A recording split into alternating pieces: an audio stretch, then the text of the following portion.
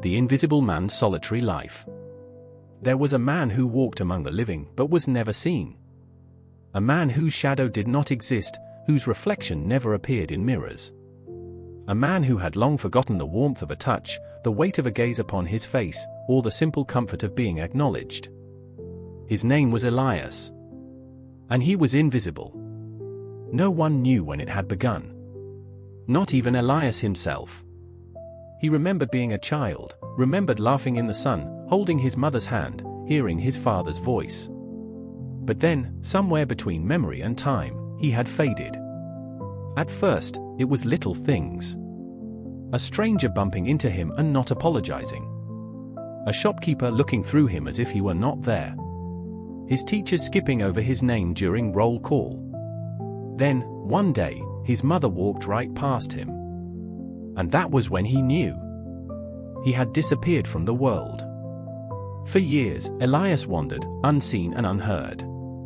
He learned the cruel weight of loneliness, of existing without purpose, without connection. He could touch objects, move things, but no one noticed. No one questioned the open books in libraries, the doors that creaked without reason, the footprints that formed in freshly fallen snow. At first, he tried to fight it. He spoke louder, reached out, even tried to write letters. But no matter how hard he tried, no one saw him. So he gave up. And for a time, he became a ghost. The city had long forgotten him, but Elias knew its every corner. He watched the world from behind glass, from the tops of buildings, from the quiet corners of cafes where lovers met, where friends laughed, where life continued without him. He became a collector of moments. The way a mother tucked a stray lock of hair behind her child's ear. The way a street musician closed his eyes when he played. The way the sun painted the rooftops gold just before it set. But watching was not living. And he was tired of being alone. One night, as rain drizzled softly against the cobblestones, Elias wandered into an old bookshop. He liked it there. The smell of ink and parchment. The soft rustling of pages. The way time seemed to pause between the shelves. He walked past the tables, running his fingers along the spines of forgotten books, when suddenly, a voice. "You always come here when it rains." Elias froze. It was impossible. No one spoke to him. No one saw him. Slowly, he turned. A girl stood by the counter, her auburn hair cascading over her shoulders. She wore glasses, her fingers tracing the edge of a book. Her eyes, deep and knowing, met his. She was looking right at him. "You can see me," he whispered. A soft smile. "Of course I can." Elias' heart pounded. "How?" She closed her book, stepping closer. "Because I know what it's like to be invisible." Her name was Lillian. She had not faded like Elias, but she had been lost in other ways. A girl who had spent too many years in the shadows, unnoticed, unheard. The kind of person people forgot the moment they turned away. "Loneliness recognizes loneliness," she said one evening as they sat beneath the city lights. "Maybe that's why I see you." Elias didn't know what to say. For the first time in years, someone spoke to him. Someone knew him. And that changed everything. The days passed, and Elias learned what it meant to exist again. Lillian spoke to him, laughed with him, walked with him through the streets that had once ignored him. And slowly, so slowly, he began to believe that maybe, just maybe, he was real. One evening, as they sat on the rooftop watching the stars, Lillian turned to him. "Do you want to try something?" Elias raised an eyebrow. "What?" She reached out her hand. "Hold mine." He hesitated. He had tried before, tried to touch people, tried to make them feel him. It never worked. But this time, when he reached out, when his fingers brushed hers, he felt warmth. He felt her. His breath caught. "You're real." Lillian smiled. "So are you." And then, the world shifted. At first, it was subtle. A barista at the cafe glanced at him. a stranger bumped into him and mumbled an apology. The old librarian paused as if sensing something when he reached for a book. And then, one morning, as Elias and Lillian walked through the marketplace, a child ran past them. And the child saw him. The boy stopped, staring up at Elias with wide eyes. "Mister," he said, blinking. Elias nearly forgot how to breathe. Lillian squeezed his hand. "You're coming back." It did not happen all at once. But piece by piece, Elias returned to the world. His voice no longer vanished in the air. His reflection no longer disappeared in mirrors. People saw him, spoke to him, recognized him. And one evening, as he stood before his mother's door, he knocked. The door opened. His mother gasped, her hands flying to her mouth, her eyes filling with tears. "Elias?" His voice was barely a whisper. "I'm home." And when she pulled him into her arms, he felt the weight of every lonely year fall away. Some say magic is found in spells and potions. But Elias learned the truth. Magic was found in being seen, in being known, in being loved. And though he had spent years lost in the shadows, he knew, without a doubt, that he would never be invisible again. The unbreakable knot. There are some knots that time cannot untie. Some wounds that even the years cannot mend. Some stories that are not meant to have an ending. Elian always knew that some things could not be fixed. He learned it when he was 6, watching his father pack a suitcase, the weight of silence heavier than any words could be. He learned it when he was 13, staring at his mother's tired eyes as she washed dishes in the dim kitchen light, her hands trembling with the things she never said. He learned it when he was 16, holding a letter that said, "I can't do this anymore," in handwriting he knew too well. By the time he was 25, he had stopped trying to untie the knots in his life. Some things were meant to stay tangled. And then, he met her. Her name was Sienna. She was the kind of person who made everything feel lighter. The kind who laughed at thunderstorms and danced in empty train stations. She was reckless in a way that made Elian nervous, but he followed her anyway, because she made him forget. Forget the ghosts that lingered in his chest, the weight of things unsaid, the knots he had long given up on trying to untangle. They spent their days wandering through bookstores and drinking coffee that was too strong. They talked about dreams that felt too big, cities they would never visit, lives they would never live. But it was enough. For a while, it was enough. And then, just like everything else, it wasn't. It started with the little things. Missed calls. Conversations that felt thinner, more fragile, like threads worn too thin. The way she would stare out of windows for too long, as if searching for something she had lost. One night, she said, "Do you ever feel like you're holding onto something that doesn't want to be held?" Elian didn't know what to say. He thought about his father's suitcase. His mother's tired hands. The letter he never answered. The ghosts that whispered in his ear when the night was too quiet. "Yes," he finally said. Sienna looked at him then, really looked at him, and he wondered if she had always known. "I don't want to be another knot in your life," she whispered. He wanted to tell her she wasn't. He wanted to say that she was the only thing that made the weight bearable. That she was the thread holding him together, not the one tangling him more. But Elian had never been good at saying the things that mattered. And so, he stayed silent. The morning she left, it was raining. Elian sat at the kitchen table, staring at the half-empty cup of coffee she had left behind. The ghost of her perfume lingered in the air, soft and fading. He didn't chase after her. He didn't call. He didn't beg her to stay. Because some knots are meant to stay tied. And some people are meant to leave. Years passed. Elian moved to a different city, one with unfamiliar streets and coffee shops that didn't know his name. He found a job that paid the bills, rented an apartment that never quite felt like home. Life went on, in the way that life always does.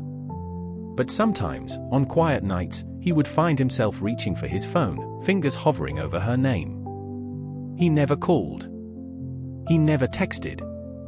Instead, he would go for walks in the rain, let the cold seep into his skin, and wonder if she ever thought about him the way he thought about her. If she ever missed him. If she had ever been his to miss at all. One evening, in a city that had never felt like his, he walked past a small bookstore. A familiar scent drifted through the open door, coffee and old pages, ink and dust. He hesitated, then stepped inside. And there she was. Sienna. She was standing by a shelf, a book in her hands, her fingers tracing the worn spine. Her hair was a little shorter, her face a little older, but she was still Sienna. Still the girl who had once made the world feel lighter. For a moment, neither of them spoke. Then she smiled, and it was both familiar and distant, like a song he had once known by heart but had forgotten how to sing. "Elian," she said softly. And just like that, the years unraveled.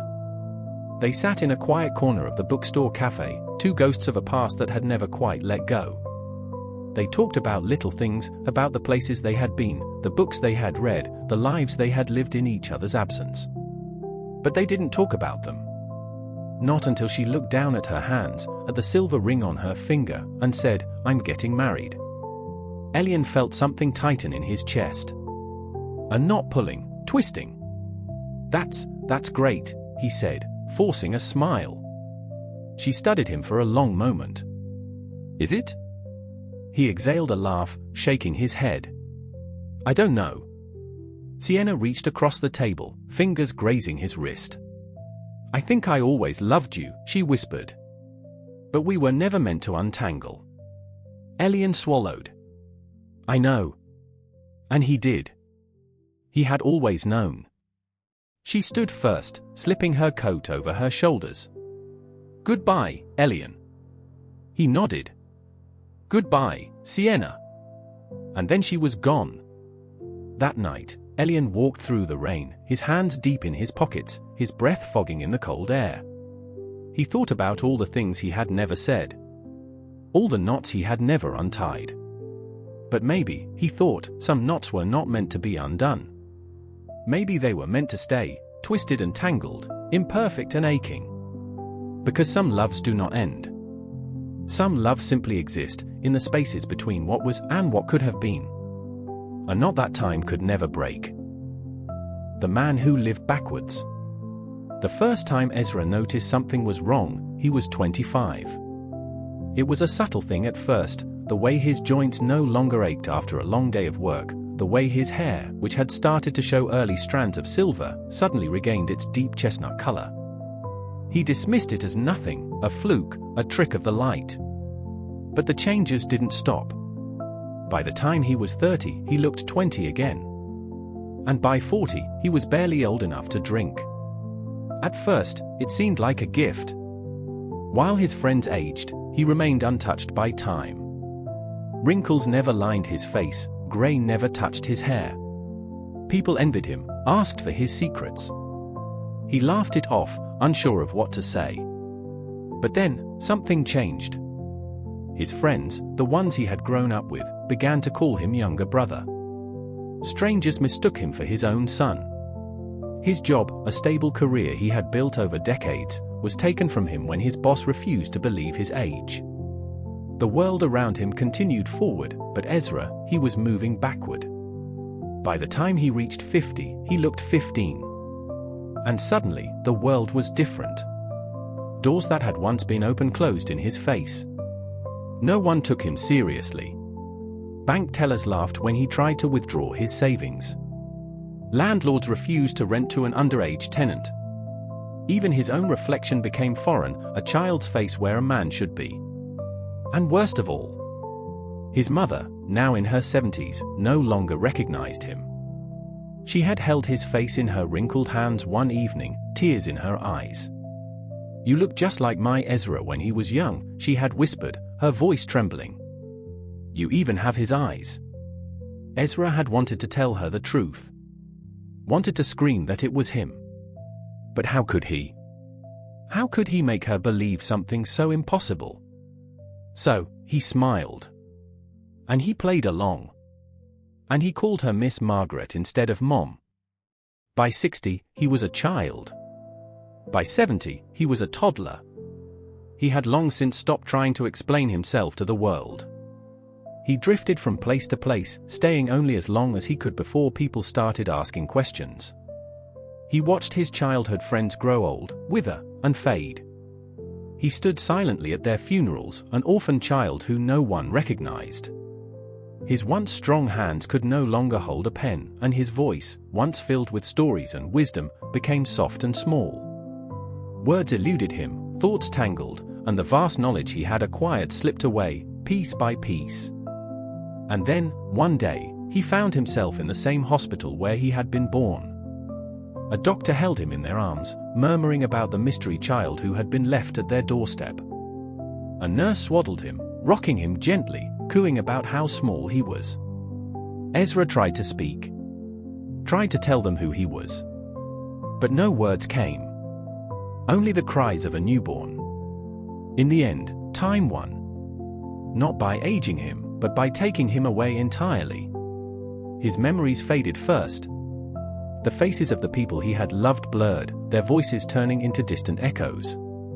The knowledge he had carried, of places, of history, of a life lived in reverse, slipped through his mind like grains of sand. And then, all at once, there was nothing. Just warmth. Just weightlessness. Just darkness. And then, a breath. A cry.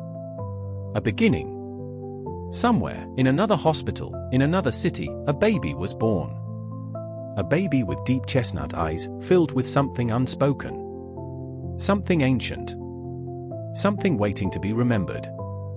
Ezra's life started again, as it always had, as it always would. The cycle was unbroken. The curse, if it was a curse, remained. He would grow, he would live, and then, without warning, he would reverse. He would watch the people he loved become strangers.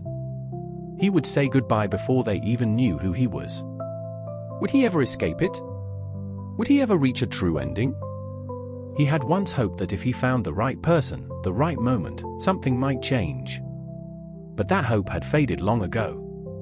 Now, he simply let the years take him, forward and then back, over and over again. He had loved before, but love was always fleeting. He had tried to tell his story, but time always erased it. His existence was nothing more than a fleeting dream in the lives of others, a boy that never seemed to grow up, a man that never truly aged. One day, perhaps, he would meet another like him. Someone who existed outside the normal flow of time. Someone who understood. Or perhaps he would simply fade, as all things do, leaving behind nothing but a whisper of a life that had never truly belonged. Until then, he would walk the world as he always had, alone, unaging, unchanging. Waiting for the next beginning. And somewhere, in the arms of a mother who did not yet know the child she held was older than time itself, Ezra opened his newborn eyes.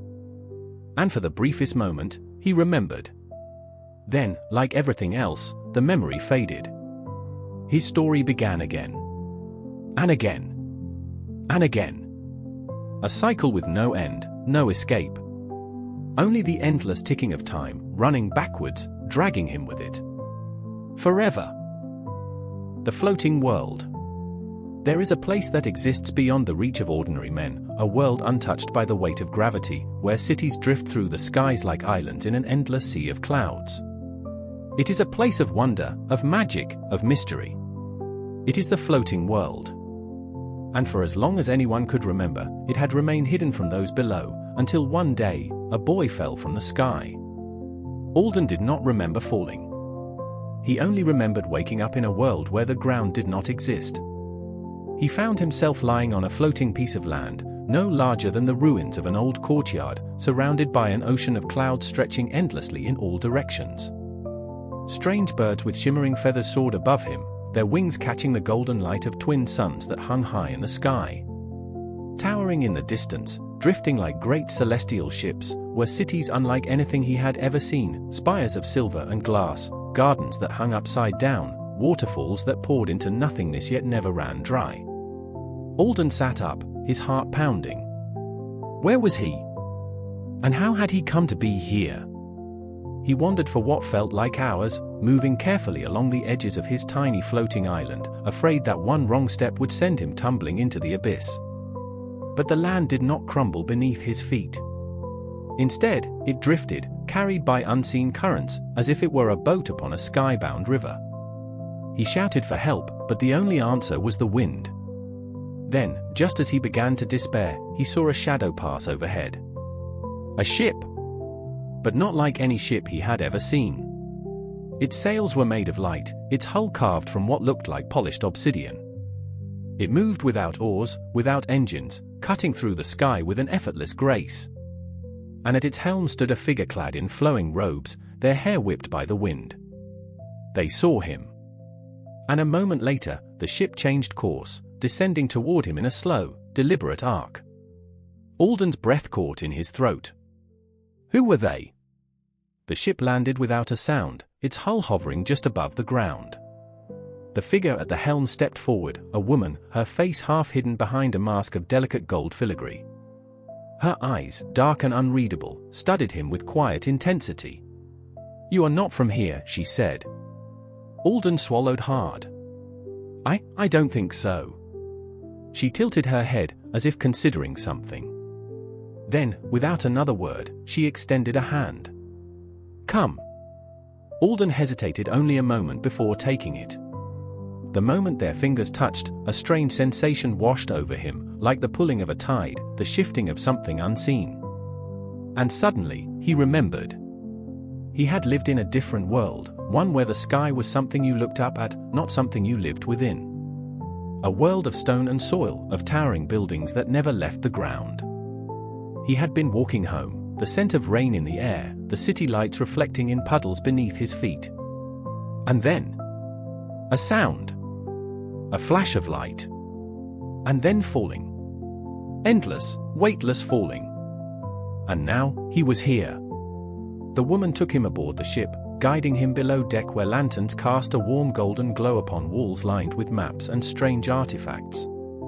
She introduced herself as Lysera, a navigator of the floating cities, and explained that the floating world was a realm hidden above the lands of men, a place where time moved differently, where the rules of nature did not always apply. She did not know how he had come to be here. But she knew one thing for certain. If he had fallen into the floating world, then something was breaking.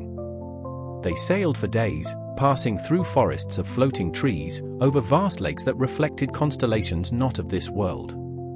Alden saw creatures he had never imagined, whales that swam through the sky, their songs deep and mournful, great winged beasts with feathers that shimmered like molten silver. But he also saw something else. Cracks. Thin, jagged fractures in the very fabric of the floating world, spreading like veins of shattered glass. And through those cracks, he caught glimpses of something terrifying. The world below. The world he had come from. And it was falling. Lysera and Alden traveled to the heart of the floating world, to the city of Oris, where the Sky Elders ruled from a palace that drifted within a storm. They stood before the council, explaining what had happened, what Alden had seen. The elders listened in silence. And then, one by one, they turned to gaze upon the largest of the cracks, a gaping wound in the sky, pulsing with unstable energy. "Our world is unraveling," one of them murmured. "The balance has been broken." Alden clenched his fists. "Then we have to fix it." The elders exchanged glances, their faces etched with uncertainty. And then Lysera spoke. "There is a way." The core of the floating world was held together by something ancient, something powerful. A heart of pure energy, hidden deep within the oldest of the sky cities. It was said to be the source of the world's levity, the reason it remained aloft, separated from the lands below.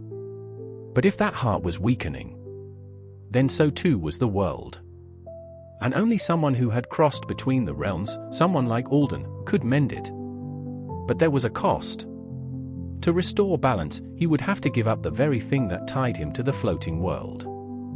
He would have to fall again. And this time, there would be no coming back.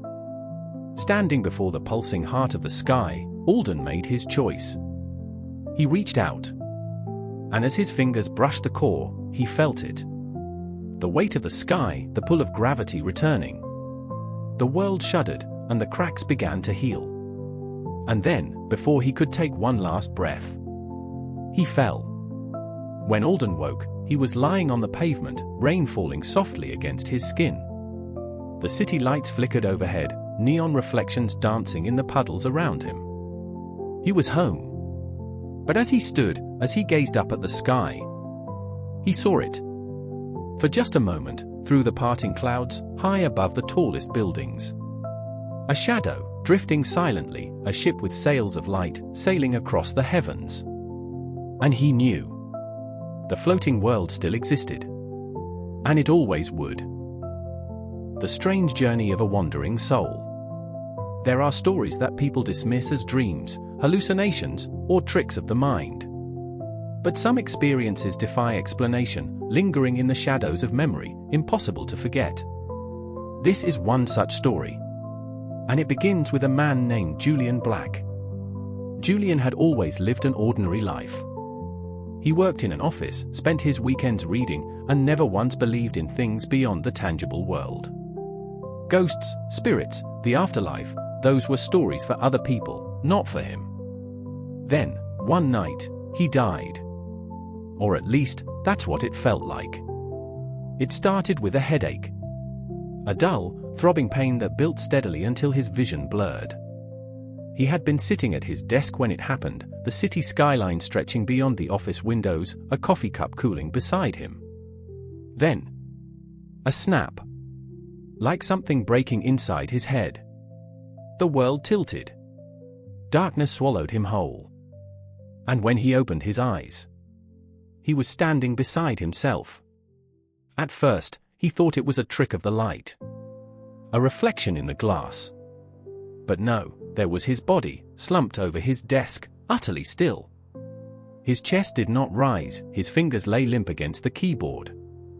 Panic surged through him. He turned, tried to touch the desk, but his hand passed right through it. He stumbled backward, gasping, and that was when he saw it. A thread of light, thin as a spider's silk, stretching from his chest to his body. Pulsing. Faint. Tying him to the life he had just left behind. The city outside his window no longer looked real. It shimmered, the colors too bright, too sharp. The air hummed with something unseen, something he had never noticed before. Then, from the corner of his vision, movement. He turned. And there, standing in the doorway, was a woman he had never seen before. Or perhaps, he had. She was tall, dressed in flowing black, her face obscured by a veil of shadows. But her voice, when she spoke, was familiar. "You don't belong here." Julian's breath caught. "Where am I?" The woman tilted her head. "You're between." "Between what?" A pause. Then, life and death. He wanted to argue, to deny it, to insist this was some bizarre dream. But he couldn't. Because deep inside, he already knew the truth. He was not alive. Not fully. And the longer he stayed here, the weaker the thread that tied him to his body became. The woman stepped closer. "You need to go back." Julian's heart pounded. "How?" She reached out, fingers grazing the air between them, and for the first time, he felt something. Cold. Not the chill of winter, nor the bite of wind. But the kind of cold that settled deep into bones. Into souls. "There is something you must understand before you return," she whispered. "You are not the first to stand at this threshold." A shiver ran down his spine. "Then what happens to those who don't go back?" She did not answer. Instead, she lifted a single hand and pointed behind him. Julian turned. And saw them. Shadows. Hundreds. Thousands. Drifting through the city, moving unseen between the living, their forms flickering like candle flames. Some walked in endless circles, as if searching for something they had lost. Others simply stood, their faces empty, eyes hollow. Lost souls. Trapped. Waiting. A cold realization settled over him. If he did not return soon, He would become one of them. Panic surged in his chest. He turned back to the woman. "Send me back." For the first time, her expression softened. "Are you certain?" "Yes." A moment of silence. Then, she nodded. "You must find the thread." Julian glanced down at the faint line of light still tethering him to his body. But it was thinner now, weaker. Fading. He reached for it. His fingers brushed the thread. And the world collapsed. Pain. Searing, blinding pain. He gasped, air rushing into his lungs like fire. His chest heaved. His fingers twitched. And then... light. Fluorescent. Cold. He was lying on a hospital bed, machines beeping around him. A doctor stood nearby, shouting orders. A nurse gasped. His back, someone whispered. Julian blinked, his vision swimming. And then, above him, a figure. A woman, dressed in black, watching from the corner of the room. For just a moment, their eyes met. Then, she was gone. Weeks passed. People told him he had collapsed at work. That he had suffered cardiac arrest. That he had been gone for nearly 3 minutes before they revived him. No one mentioned the woman. No one mentioned the shadows. But Julian knew what he had seen. And sometimes, late at night, he would wake with the sensation of something cold brushing against his skin. A reminder. A warning. He had come back. But not all who wandered found their way home. And some doors, once glimpsed, never truly close. The alien visitor's earthly adventure. Far beyond the edges of the Milky Way, where stardust swirled in endless cosmic dances, a small but highly advanced spacecraft hurtled through the void. Inside it sat ZYYX, a traveler from the distant planet Norin, a world of crystalline landscapes and bioluminescent creatures. Unlike the humans of Earth, ZYYX's species communicated through pulsating colors on their translucent skin, and their technology was far superior, capable of interstellar travel without the need for cumbersome fuels. ZYYX had been sent on a mission to observe an emerging civilization on a small blue planet called Earth. His assignment was simple: blend in, gather data, and return home without interfering. But as with all grand adventures, things did not go as planned. A crash landing in an unfamiliar world. As ZYYX's sleek ship entered Earth's atmosphere, unexpected turbulence rocked the vessel. A sudden burst of electromagnetic interference from the planet's energy grid sent the navigation system into disarray. The ship spiraled out of control, streaking across the sky like a falling star. Witnesses on the ground, scattered across the countryside, gasped in awe and fear as they saw the strange, shimmering object hurtling towards a dense forest on the outskirts of a small town. With a jarring crash, ZYYX's ship came to a halt in a thick grove of trees. Smoke curled from the wreckage as he carefully emerged, his form shifting through hues of violet and gold, signaling his uncertainty and distress. He activated his cloaking device, rendering himself invisible to any approaching humans, but there was a problem: his ship's power core had been damaged. Without it, there was no way to return home. An unlikely encounter. Under the cover of darkness, ZYYX ventured towards the town, his keen eye scanning for anything that might help repair his ship. He soon found himself near a farm, where he spotted a young girl sitting on a wooden porch, absent-mindedly strumming a guitar under the glow of the stars. The girl, named Ellie, was an aspiring musician with dreams bigger than the town she lived in. Life had not been easy for her. Her father had disappeared years ago, and her mother struggled to keep their farm running. Still, Ellie found solace in music, pouring her heart into melodies that drifted into the night. Drawn by the strange, harmonious sounds, ZYYX watched from a distance, fascinated. Music did not exist in the same way on Norin. Sound was merely functional, not artistic. Unable to resist, he let out a soft, reverberating hum, his own form of expression. The sound startled Ellie, who turned in the direction of the invisible presence. "Who's there?" she called, gripping her guitar tightly. For a moment, ZYYX hesitated. He had been trained to remain hidden, to never interact. But something about this human's loneliness resonated with him. Slowly, he deactivated his cloaking device, revealing his shimmering, color-changing form. Ellie gasped, stepping back, but curiosity overpowered her fear. "You're not from around here, are you?" she whispered. ZYYX tilted his head, his skin shifting to a calm blue. "No," he replied, his voice a strange but melodious blend of tones. "I need help. A friendship beyond the stars." Over the next few days, Ellie and ZYYX developed an unlikely friendship. She taught him about music, about how humans infused emotions into sound. In return, he shared stories of Narration, of its floating cities, and the way his people harnessed energy from the stars. He even demonstrated his ability to manipulate electromagnetic fields, causing farm tools to levitate and water to swirl into intricate shapes. Ellie was determined to help fix his ship. She scoured junkyards, gathered tools, and did her best to understand the alien technology. Though it was beyond her knowledge, she refused to give up.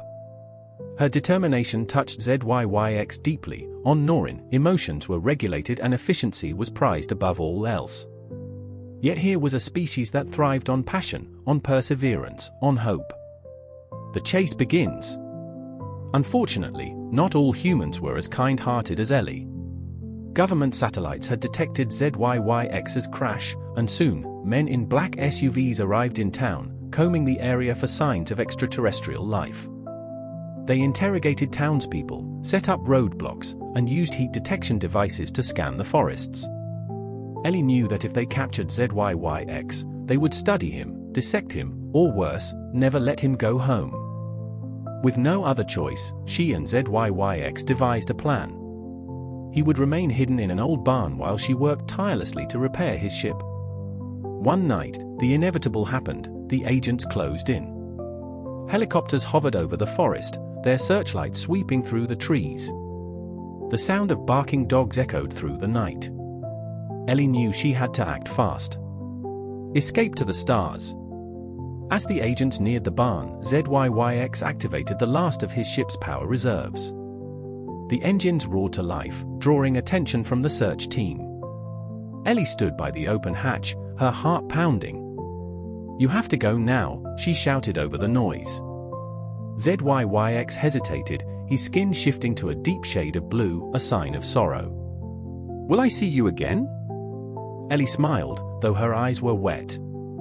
"You never know. The universe is full of surprises." With one final pulse of gratitude, ZYYX stepped onto his ship. The spacecraft lifted off, breaking through the night sky in a streak of silver and gold. The agents watched helplessly as it vanished beyond the clouds.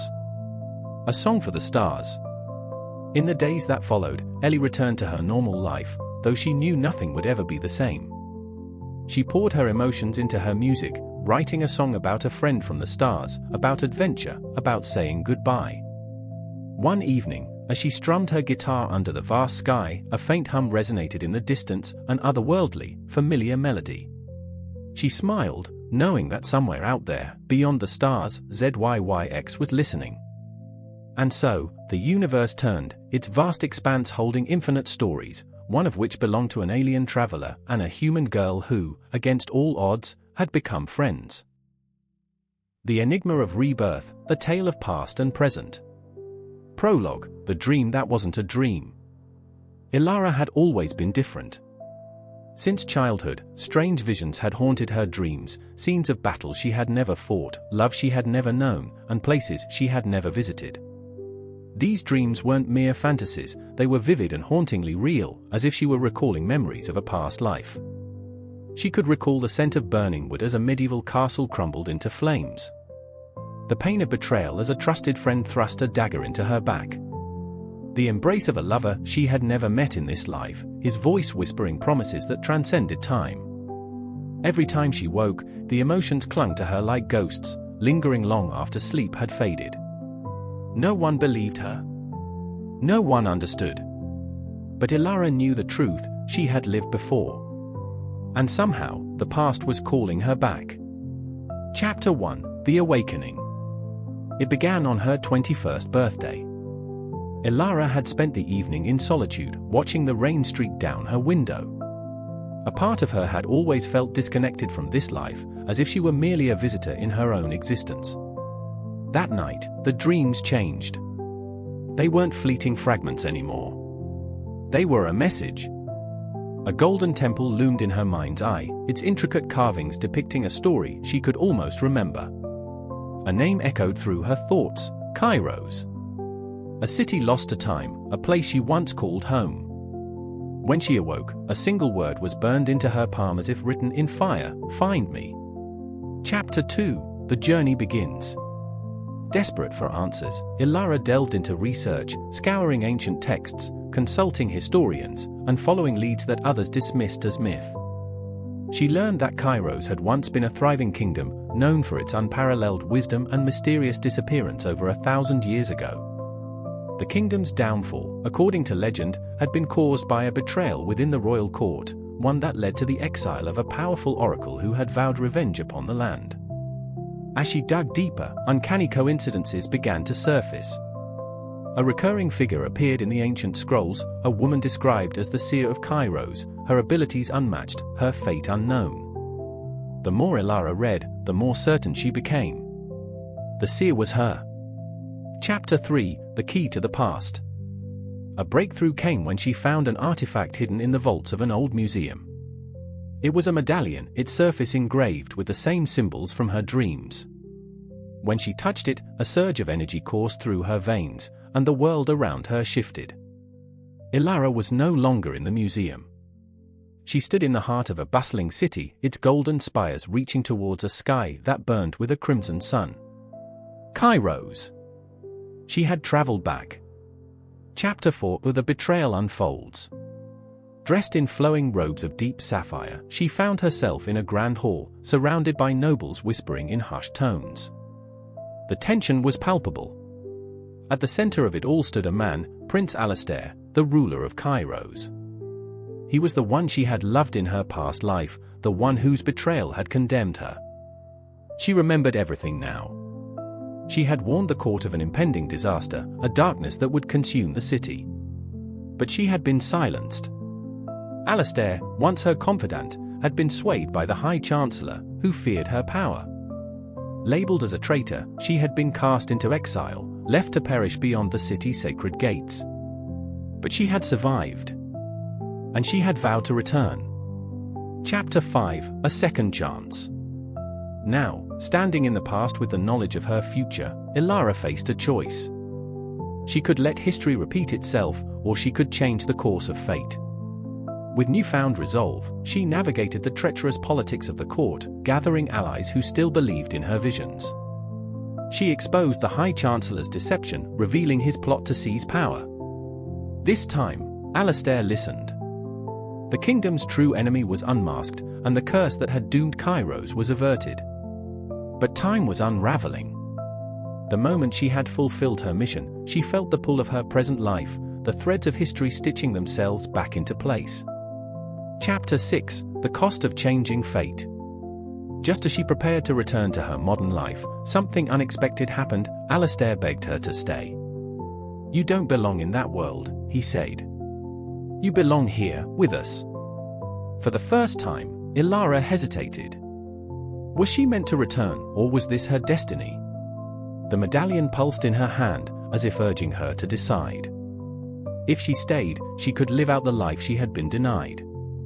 But if she left, she would carry her memories forward, knowing that she had saved Kairos. She made her choice. As the final threads of magic wrapped around her, she whispered one last message to Alastair: "We will meet again." Epilogue: The Return. Ilara awoke in her modern-day apartment, the medallion still clutched in her hand. The world around her was the same, yet she was forever changed. She had walked through time, rewritten her own past, and saved a kingdom lost to history. Though she was back in her present life, she knew the past would always be a part of her. The memories remained, the knowledge of who she had been whispering in the depths of her soul. And somewhere, across the ages, a golden city still stood, waiting for its seer to return once more. But this time, she would find a way to return, not as a visitor, but as its rightful ruler. The 1,000 Lives of Elias Gray.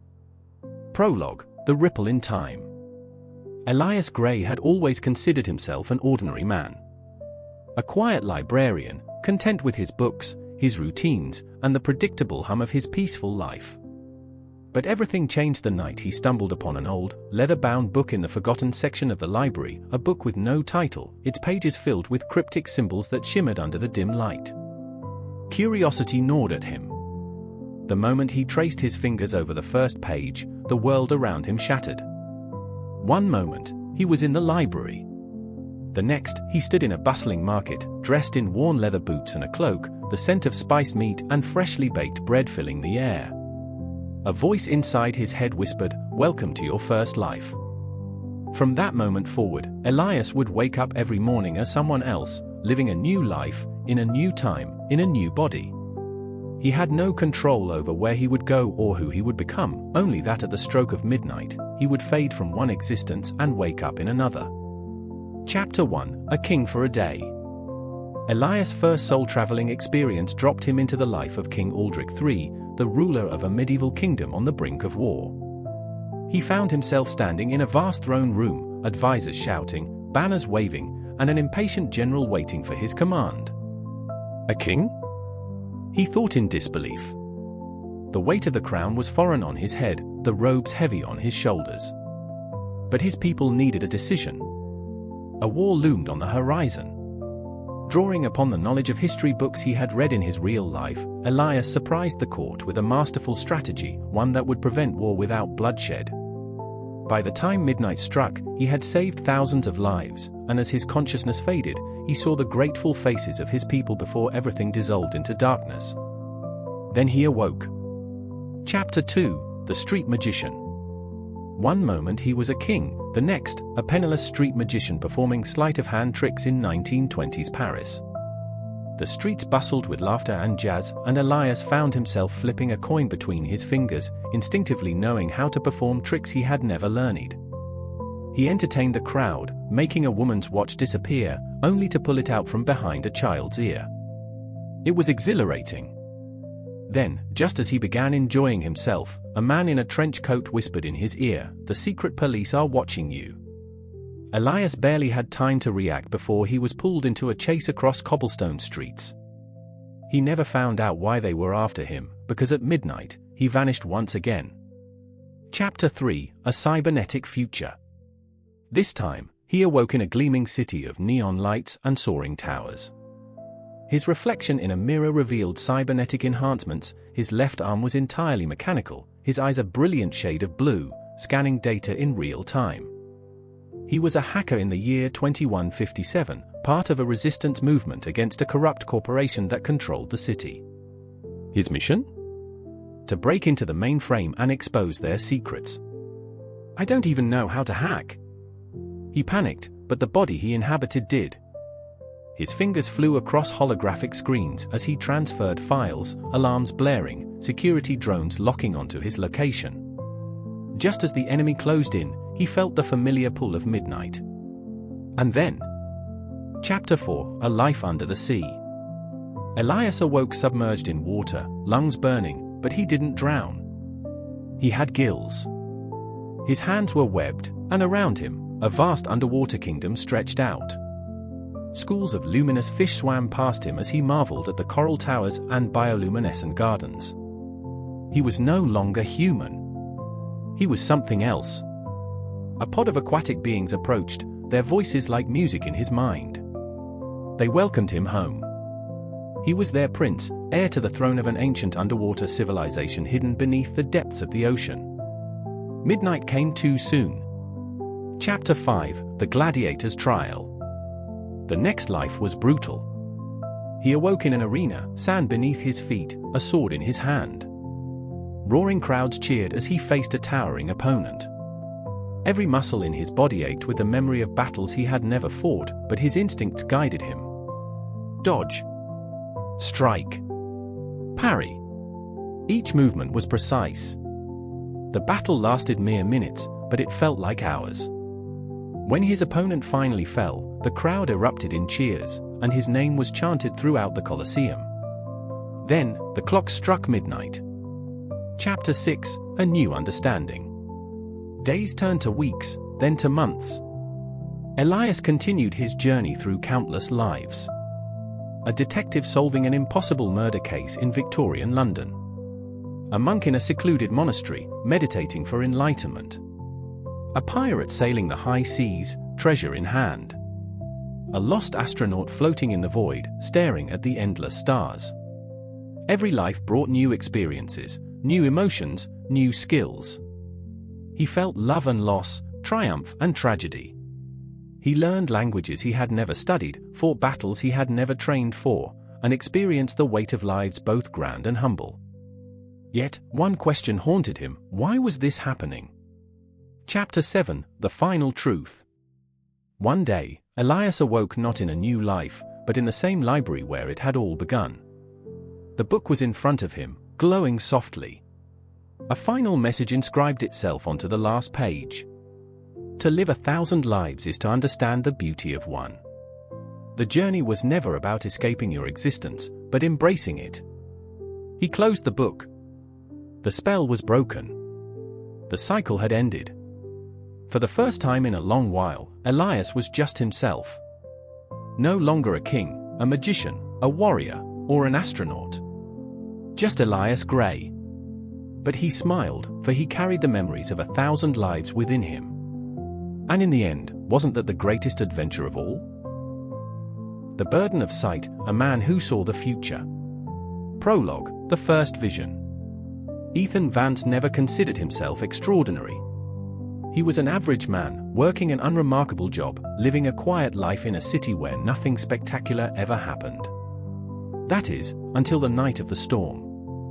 Lightning cracked the sky as he walked home, the air thick with static. A sudden, piercing headache struck him, making him stumble. The world around him shifted. For a fleeting moment, everything turned blinding white, and then a new reality played out before his eyes. He saw a woman stepping into the street, oblivious to the speeding car that would hit her. When he snapped back to the present, the scene was playing out exactly as he had foreseen. Without thinking, he lunged forward, yanking her back just as the vehicle screeched past. The woman, shaken but unharmed, gasped and thanked him. Ethan barely heard her. His mind was racing. He had just seen the future. And it wasn't the last time. Chapter 1: The Power and the Fear. Over the next few days, the visions came in rapid succession. They were unpredictable but eerily accurate. He foresaw minor things at first: a cup tipping over before it happened, a friend's phone call moments before it rang. But then the visions grew darker. He saw disasters. Accidents. Crimes. A child falling from a playground. A subway bombing. A masked man breaking into a home and the terrified screams of the family inside. Each vision came with a sickening sense of urgency, as if the universe was burdening him with knowledge he wasn't meant to have. But could he stop them? Could he change fate? Ethan decided to find out. Chapter 2: The First Attempt to Change the Future. The first major vision struck him in the middle of a work meeting. A fire. A massive blaze consuming an apartment complex in the middle of the night. People trapped, flames licking at the sky, helpless cries filling the air. Heart pounding, he searched for any sign that the vision was real. A date, a location, anything. Then, he saw it. A street sign just before the flames swallowed the view. It was an address in his city. That night, he drove to the apartment building and found it standing peacefully under the moonlight. Nothing was wrong yet. But the vision had felt imminent. He couldn't just walk away. He pounded on doors, warning people, calling the fire department with a vague but urgent message about a gas leak. Most ignored him, but a few took him seriously. Some left with their families. Others didn't. At exactly 3:27 a.m., an explosion rocked the building. Flames erupted, just as he had foreseen. But thanks to his warning, many had escaped. Some still didn't make it. He watched from across the street as firefighters battled the inferno, and guilt weighed heavily on his chest. He had changed fate, but not entirely. Was that the best he could do? Chapter 3: The Toll of Knowing. Ethan's life became a waking nightmare. The more he tried to intervene, the more complicated the visions became. He prevented a robbery at a convenience store, only for the criminal to commit another crime elsewhere.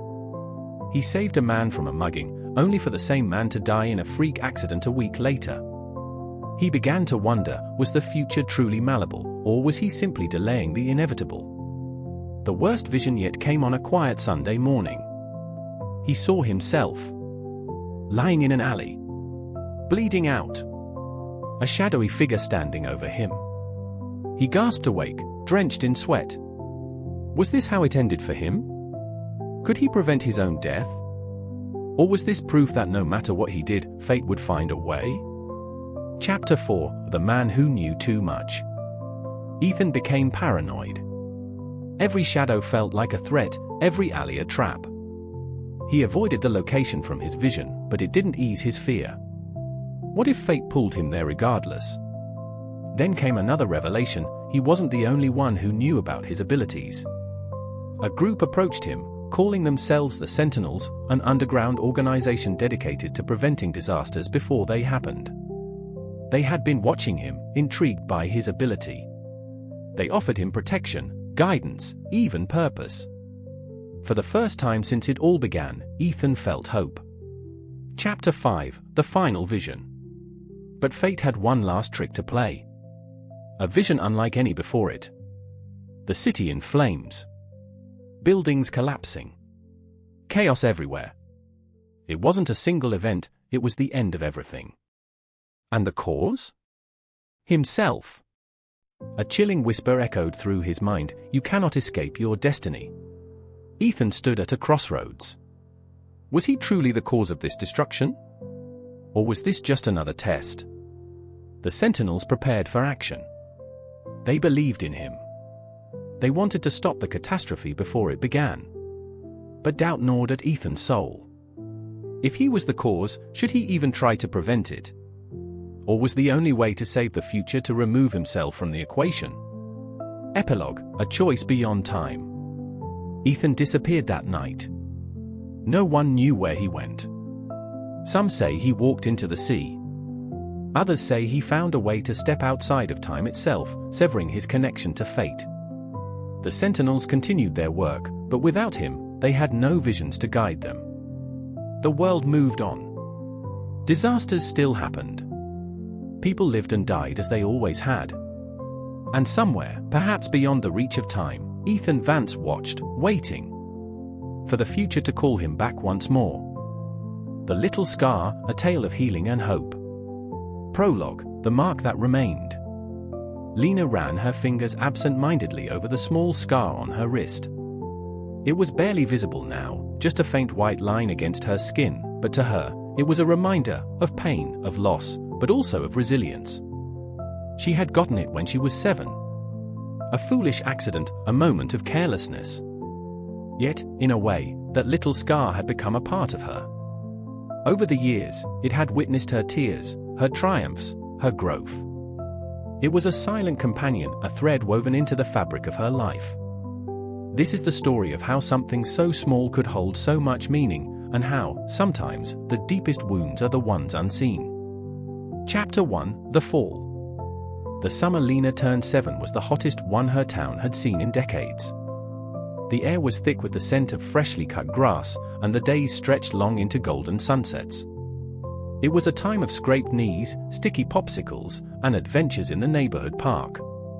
She had been playing with her best friend, Noah, that day.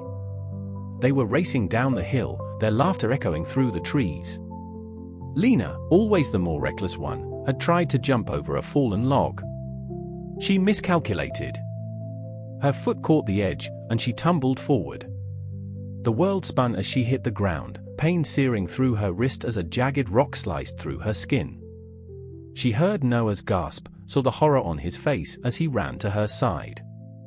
"It's just a scratch," she had said bravely, even as tears blurred her vision. But the blood was real, and so was the sting. Noah had torn off a piece of his shirt, pressing it against the wound. "You're gonna be okay," he had assured her. "I promise." And she had believed him.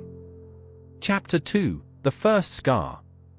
The wound healed, but the scar remained. Lena didn't think much of it at first. It was just a mark, a reminder of that silly fall. But as the years passed, she began to notice other scars, the invisible ones. When her parents began to fight more often, their raised voices rattling the walls of their once happy home, she pressed her fingers against the scar on her wrist, grounding herself. When Noah moved away 2 years later, promising to write but never did, she traced the line on her skin, whispering, "People leave, but I stay." When she failed her first math test in middle school and felt like a disappointment, she clenched her wrist, reminding herself, "I've survived worse." The scar became more than just a mark. It became her anchor. Chapter 3: The Kindness of Strangers. High school was a blur of expectations, of pressure, of moments where she felt like she was barely holding herself together. She carried the weight of responsibilities, of being the one who always had to be strong. Then, one day, she met Mr. Harrison. He was her literature teacher, an older man with kind eyes and a voice that carried warmth. He noticed things others didn't. "Lena," he said one afternoon, as she lingered after class. "You're carrying something heavy, aren't you?" She blinked. No one had ever asked her that before. She wasn't sure what to say. He smiled gently. "You remind me of a story I once read. About a warrior who carried a scar, and not as a weakness, but as proof of survival." She didn't know why, but those words stayed with her. Chapter 4: Learning to Heal. Lena didn't realize she had been waiting for permission to heal until she gave it to herself. She started writing. First in secret, in a worn-out notebook, filling the pages with thoughts she had never spoken aloud. She wrote about the fights at home, about Noah, about the fear of being left behind. And as she wrote, something shifted. She learned to forgive. Not just Noah, not just her parents, but herself. She started volunteering at the local children's center, reading to kids who reminded her of the little girl she once was. She saw herself in them, the need for someone to say, "You matter." And she said it over and over, until she started believing it, too. Chapter 5: The Full Circle. Years later, on a quiet spring afternoon, Lena found herself back in her childhood town. The park was still there, though the log she had tripped over was long gone.